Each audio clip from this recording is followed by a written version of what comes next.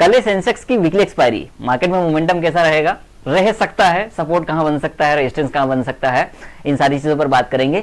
एक चीज मुझे मार्केट के बारे में बहुत प्यारी लगती है, चाहे वो गैप अप हो, चाहे बड़ी गैप डाउन हो, चाहे बड़ी गैप अप हो, फ्लैट गैप अप हो, फ्लैट गैप डाउन हो, market always work on it's fundamentals. Fundamentals मतलब वो वाला नहीं, पीईपीबी वाला नहीं, ना ही बिजनेस वाला। जिस तरीके से ट्रेडिंग होती है, ट्रेडिंग उसी तरीके से होती है मार्केट में। तो अगर आप ये एक्सेप्ट कर लो और इस चीज को समझने लग जाओ कि मार्केट का जो फंडामेंटल होता है वो सेम ही होता है, मतलब उसके जो बेसिक सिद्धांत है, आधारभूत सिद्धांत जिन्हें हम बोलते हैं, जिन्हें हम बोलते हैं, वो सेम ही रहते हैं हमेशा। मार्केट हमेशा एक ही तरीके से चलता है, एक ही तरीके से इन द सेंस कि जिस तरीके से उसका पहला सिनेरियो है या पिछला ट्रैक रिकॉर्ड बोल सकते हैं उसको, या पिछले पैटर्न्स हैं, उसी हिसाब से मार्केट चलता है। मार्केट बढ़ती है तो मार्केट गिर जाती है, मार्केट गिरती है तो मार्केट बढ़ जाती है। इनकेस अगर दोनों जगह ओपन इंटरेस्ट सेम जगह एकदम हरी पर, जो मैंने आज शॉर्ट भी डाला है वहां पर है, तो मार्केट कुछ नहीं करती। बट मार्केट ऑलवेज हमेशा मूवमेंट करता है और सेम डायरेक्शन में करता है, ठीक है। सेम डायरेक्शन मतलब ऐसा नहीं कि ऊपर है तो ऊपर ही ऊपर, वो जिस हिसाब से मार्केट चलता है उसी तरीके से चलता है। और ये मार्केट की सबसे खूबसूरत बात है। लोग कहते हैं ट्रेपिंग इन स्टॉक मार्केट, आप समझ नहीं पा रहे हो एक्चुअली मार्केट की भाषा कि हाउ इट वर्क्स। तो अगर आप मार्केट में कुछ सीखना चाहते हैं तो एक ही सवाल का जवाब निकालिए कि हाउ इट वर्क्स। इस सवाल का जवाब ढूंढ लीजिए, मार्केट समझ में आने लगेगा। सी विल टेल यू कि कहाँ जा रही है, ठीक है, या कैसे उससे बात करनी है। ओके, 3 मिनट चार्ट, मैं इसको 5 मिनट लगाता हूँ। सेंसेक्स अच्छी क्लोजिंग है, गुड क्लोजिंग, ओके, अच्छी खासी बाइंग भी है। मैंने आपसे लास्ट टाइम एक चीज बोली थी कि लास्ट डे का जो सपोर्ट है या लास्ट डे का जो लो है उसको अगर सपोर्ट मानकर चलेंगे तो I think you can make money. तो पहली बार भी वही हुआ और दूसरी बार भी वही हुआ सेंसेक्स में। ये फर्स्ट टाइम है एंड देन ये सेकंड टाइम। और उसके बाद अगर ये वाली कॉल पकड़ी होगी, ये वाली कॉल पकड़ी होगी, ट्रेंड को एक साथ आप नहीं कैप्चर कर सकते if you are option buyer, ठीक है। हाँ, पोजिशनल अगर आप सेलर हैं तो कर सकते हैं, जैसे आप यहाँ से अगर पुट को सेल करते तो बहुत अच्छे से काम करता। लेकिन अगर आप कॉल के बायर हैं तो आपको बार बार एंट्री एग्जिट करनी पड़ती है, क्योंकि वो बताता है कि आई एम गोइंग डाउन, तो आपको फिर रिवर्सल ट्रेड भी मानना पड़ता है। तो वहां पर आपको exit and then entry, 1 2 3 4 entry है और फिर यहाँ से मार्केट रिवर्स हो गया। क्योंकि बाइंग में प्रीमियम बहुत तेजी से गिरता है। देखो ऑप्शन बाइंग में प्रीमियम तेजी से क्यों गिरता है, एक तो थीटा इफेक्ट की वजह से, दूसरा सेलिंग इफेक्ट की वजह से। ऑप्शन जो है वो एक तरीके का हेजिंग प्रोडक्ट है, जैसे मैं कई बार बता, तो मतलब सेलिंग प्रोडक्ट है, तो सेलर्स की वजह से भी प्रीमियम गिरता है। देखो मार्केट ओवरऑल तो डिमांड सप्लाई पे ही काम करता है ना, अगर सही मायने में बात की जाए तो। अगर ऑप्शन को सेल किया जा रहा है तो प्रीमियम गिरेगी, एक वो चीज, और दूसरा की समय भी जा रहा है तो भी प्रीमियम गिरेगा। तो कई बार ऐसा होता है ना कि आप डेल्टा थीटा गामा की कैलकुलेशन गणना तो कर लेते हैं, लेकिन वो एग्जैक्ट नहीं बैठती। आप बोलते हैं यार 10 रुपए ही गिरना चाहिए था, 25 रुपए कैसे गिर गया, या 12 रुपए कैसे गिर गया, 15 रुपए कैसे गिर गया, बिकॉज ऑफ सेलर्स भी इंटरेस्टेड है ना उसमें। तो वो ओआई अगर आप देखेंगे, ओआई चेंजेस देखेंगे, ओपन इंटरेस्ट का चेंजेस, तो यू विल गेट दैट कि भाई साहब सही चल रहा है, जो भी हो रहा है कुछ गलत नहीं है यहाँ पे, ठीक है। क्योंकि सब कुछ कैलकुलेशन बेस्ड चलेगा, किसी एक व्यक्ति के लिए कुछ अलग थोड़ी किया जाएगा। लेकिन हाँ, थोड़ा बहुत तो मैं मानता हूँ, लेकिन ज्यादातर केसेस में कैलकुलेशन के हिसाब से ही काम चलता है। सपोर्ट रेजिस्टेंस, ठीक है। पहला सपोर्ट सेंसेक्स का ओपन इंटरेस्ट मैं दिखा दूंगा आपको, लेकिन मैं पहले ही ऐसा ही बता देता हूं। ये जो है 79,000, ये आपका, देखो ये ओपन इंटरेस्ट जब हम सीखते हैं, जब ऑप्शन चेन हम सीख रहे होते हैं, तो वहां पर ये कॉन्सेप्ट बहुत अच्छे से समझना जरूरी है। अब क्या होगा कल, मतलब कल क्या होगा, मतलब हम क्या सोच रहे हैं ओआई के हिसाब से, स्टूडेंट क्या सोच रहा है या ट्रेडर क्या सोचता है, मैं क्या सोच रहा हूं, या ऑप्शन बायर या सेलर क्या सोच रहा है। ये डबल टॉप बना हुआ है, ठीक है। तो व्हाट वी विल थिंक कि भाई साहब पहला रेजिस्टेंस आने वाला सपोर्ट बनेगा, very good, clear. Open interest के हिसाब से देखोगे तो 79,000 का जो पुट ओआई है वो काफी अच्छा इंक्रीज हुआ होगा, आज जाते जाते भी अच्छा खासा इंक्रीज हुआ होगा, बिकॉज ऑफ वरना ये नहीं होता, ठीक है, या फिर ये नहीं होता, वो इसीलिए इंक्रीज हुआ है, ठीक है। लेकिन जब ये वाला मूवमेंट हुआ है तो ये वाला जो कॉल ओआई है 79 का कॉल ओआई प्लस 79,200 का ओआई प्लस 79,500 का जो ओआई है, ये भी काफी तेजी से बढ़ा होगा। तो अब दिक्कत ये है, समझ में ये नहीं आ रहा कि इसको सपोर्ट मानो कि रेजिस्टेंस मानो। तो यहाँ पर कंफ्यूज मत हुई है, दोनों चीजें हो सकती है। तो आपको कल मार्केट की ओपनिंग देखनी है कि कहाँ ओपन हो रहा है। इनकेस अगर मार्केट यहाँ ओपन हो रहा है तो ये रेजिस्टेंस की तरह काम कर रहा है, यहाँ ओपन हो रहा है तो ये सपोर्ट की तरह काम करेगा, क्लियर है।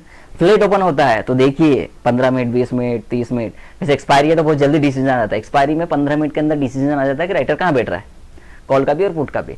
वो बहुत इजीली काम करता है। एक बार उसको ऑब्जर्व करेंगे, बार बार आप 7-8 एक्सपायरीज की प्रैक्टिस करेंगे तो आपको समझ में आ जाएगा। मतलब 1 महीने में 8 एक्सपायरी होती है, अगर आप एक्सपायरी के दिन एनालिसिस करेंगे फर्स्ट 15 मिनट 30 मिनट का, आप समझ जाएंगे कि मार्केट में क्या हो रहा है। ओके, तो पहला सपोर्ट ये है, लेकिन कहां, अगर गैप अप हो तो, या बड़ा मूवमेंट आ जाए तो, या फ्लैट ओपनिंग के बाद मार्केट ऐसा चल जाए तो it will work as support. First support ये S1 है। एक्चुअल सपोर्ट जो है दूसरा, वो मिलेगा आपको यहां पर 78,500, ये S2 है, ये सपोर्ट है। तो गैप डाउन हो जाती है तो इस तरीके से मार्केट हो सकती है। अब मार्केट में 2 दिन से बड़ी गैप डाउन हो रही है तो ये भी तो हो सकता है कि भैया ये सेंसेक्स सीधे खुल जाए इधर 78,400, पॉसिबिलिटीज, ठीक है, 78,200। तो भाई साहब ये जो लो है और जो लास्ट लो है उसको सपोर्ट मान लेना, और फिर भी नहीं समझ में आए तो ये जो है ये पोटो आई 78,000 का पोटो आई, वो चेक कीजिएगा, यहीं पर सपोर्ट आपका आराम से बनेगा और यहीं से मार्केट रिवर्स हो जाएगी इन केस बड़ी गैप अप हो जाए। क्योंकि अगर आज मार्केट में कुछ नहीं हो रहा तो कल गैप अप हो सकती है। आज मार्केट में मतलब कि और ग्लोबली कुछ नहीं हो रहा है, कुछ और मिसाइल्स नहीं छोड़ी जा रही किसी के ऊपर, किसी और नए शेयर पे कुछ नहीं हो रहा है, या किसी का तू में नहीं हो रही है और सब कुछ एकदम परफेक्ट रहा, बिल्कुल शांत, तो फिर गैप अप होगी। लेकिन अब समझिए, अगर गैप अप होती है मार्केट में तो मार्केट भर चुकी है। कैसे, हाउ, प्रीमियम, मतलब मार्केट नहीं भर चुकी, प्रीमियम भर चुका है। 78,200 to 79,200, 1000 point call option up and then gap up हो जाए अगर, देन कॉल ऑप्शन 2x अब कल एक्सपायरी भी है, सौदे भी क्लोज करना है, ठीक है, तो वो लॉस को भी कल ही रिकवर करना है। तो अगर गैप अप हो जाती है तो 79,600 500 पहला रेजिस्टेंस का एरिया, और बड़ी गैप अप हो जाए तो फिर 80,000 80,200 बहुत अच्छा एरिया है, शॉर्ट कर सकते हैं। कोई पैटर्न बने, डबल टॉप बन जाए, कैंडल पैटर्न बने, आराम से शॉर्ट करूंगा मैं, या कर सकता है कोई भी, with risk reward ratio and perfect stop loss, ठीक है। कोई बाय सेल रिकमेंडेशन नहीं है, प्लीज अपने एडवाइजर एक बार पूछिएगा, ये जस्ट मेरा आउटलुक है, ये कर सकते हैं, ठीक है। क्या खूबसूरती है चार्ट की। ऑलराइट, तो मैं सपोर्ट लिख देता हूँ, रेजिस्टेंस लिख देता हूँ आपको, और एस भी लिख दूंगा। 79,500 to 600 is first R1 and R2 is 80,200, ठीक है भाई साहब। यहाँ पर आपका R2 बनेगा। S1 भी लिख दिए देता हूँ, 79,000 is your S1, but it will work और नॉट, क्योंकि because of gap up gap down, तो वहाँ कुछ बोल नहीं सकते। लेकिन इस हिसाब से नहीं होता है, फ्लैट ओपनिंग होती है तो ये सपोर्ट की तरह काम करेगा, फिर S1 ये रहेगा, और S2 आपका ये रहेगा 78,200 और 78,000 के बीच में। थोड़ा सा मुझे गलत मत समझिएगा, 200 पॉइंट की रेंज बता रहा हूँ, क्योंकि मार्केट है ना, ये इस तरीके से आता है, फिर एंड देन इस तरीके से भी रिकवर कर देता है। तो वो क्या होता है कि सारे ऑर्डर्स को ले लेता है, इसको हिसाब से बोल सकते हैं, या लो ब्रेक करके लोगों को ब्रेकडाउन में बिठा देता है, ठीक है।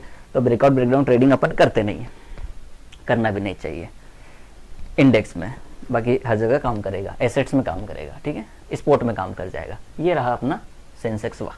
अब हम निफ्टी की बात कर लेते हैं। अच्छा क्लोजिंग है, गुड क्लोजिंग, 500 रुपये के आसपास, इसीलिए वो 24,500 जो पहले सपोर्ट हुआ करता था वो रेजिस्टेंस की तरह काम करेगा। तो market will go and zigzag movement इस तरीके से काम करेगा।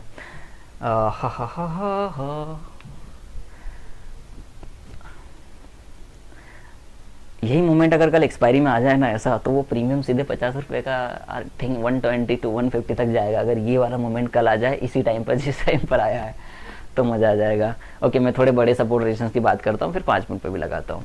तो यही हमारा R1 है, लेकिन 24,600 का आप R1 मानकर चलिए, ठीक है, क्योंकि हल्की फुल्की गैप अप होगी तो ये कल का हाई भी रिस्पेक्ट करके इस तरीके आ सकता है। बड़ा रेजिस्टेंस हमारे पास 24,800 है R2, और सपोर्ट की बात करें तो 24,300 को ही अभी हम सपोर्ट ले रहे हैं। सपोर्ट ये भी बन सकता है 24,500, लेकिन कैसे, अगर ये गैप अप होकर इस तरीके से आता है तो, ठीक है। लेकिन हमें ध्यान सेंसेक्स पे देना है, ठीक है मेरे भाई। कल सेंसेक्स एक्सपायरी है, उसका क्लोजिंग अलग तरीके से होता है, तो आप वहाँ पर ध्यान देंगे तो ये भी पता चल जाएगा, लेकिन यहाँ ध्यान देंगे तो वो भी पता चल जाएगा। ये दोनों एक साथ ट्रेड करेंगे तो बेहतर काम करेगा, ठीक है।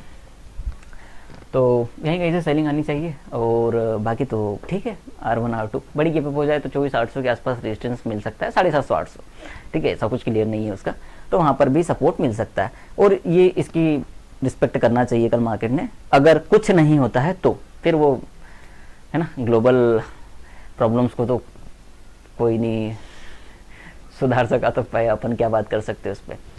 खुश रहिए, कीप स्टॉप लॉस, मतलब स्टॉप लॉस अपना रखिए अपनी पोजीशंस में, आपको कुछ भी नहीं होगा, ठीक है। NBTSTs को थोड़ा सा आप अगर छोड़ दें तो बेहतर रहेगा, क्लियर है। विथ हेज करेंगे तो ओके, बट अगर ना करें तो और बेहतर है। है ना।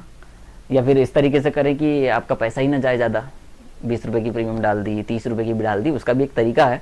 ये 100 की डाल दी अगर आपने ज़्यादा पैसा कमाया है, सपोज करें आपने लास्ट डे 500 रुपये कमाया, तो आप 100 रुपये का BTST कर सकते हैं, लेकिन उसका एक रीज़न होना चाहिए कि वाई।